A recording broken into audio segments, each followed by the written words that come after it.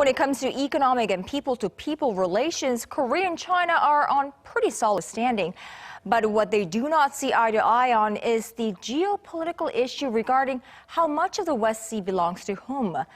Well, Seoul and Beijing restarted talks on Tuesday to resolve their long-stalled maritime demarcation dispute.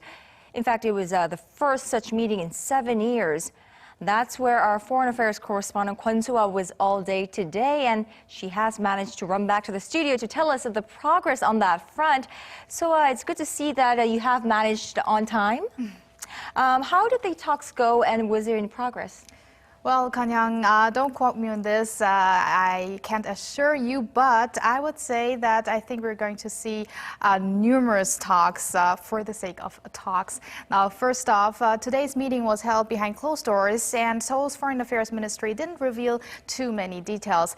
Now, Kanyang, as you said, Seoul and Beijing have different views over their overlapping exclusive economic zone, or EZZ, in the West Sea, which China calls the East China Sea. But the representatives of both countries did see eye to eye on holding negotiations on a yearly basis. So it's a forward considering how long these talks had been stalled. 14 rounds of talks since 1996, with the last one held in 2008.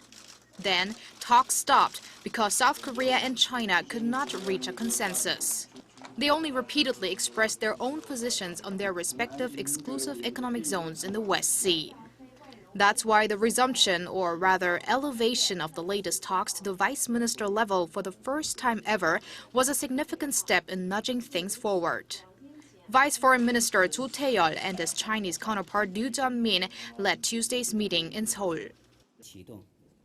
The official launch of the meeting today has historic significance. Like the saying goes, getting started is half the work. We hope for an amicable, practical, and open-minded exchange of thoughts.